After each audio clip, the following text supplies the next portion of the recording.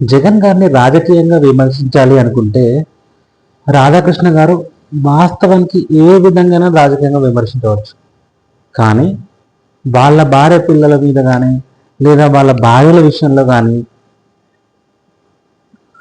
ఒక చిన్న ఎటువంటి అనుభవం లేని వ్యక్తి మాట్లాడాలంటే ఒక అర్థం ఉంటుంది. కానీ జర్నలిజంలోనే అత్యంత అనుభవం ఉన్న ఆ వ్యక్తి అలా మాట్లాడడం అయితే ఖచ్చితంగా ఖండించదగ్గ విషయమే.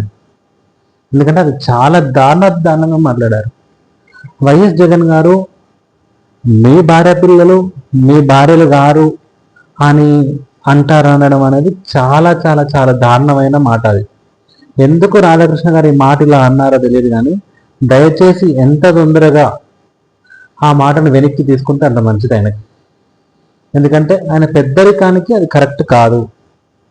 అది ఎంతమందిలో చెప్పాలన్నా ఎంతమంది చెప్పాలన్నా ఇదే మాట చెప్తారు.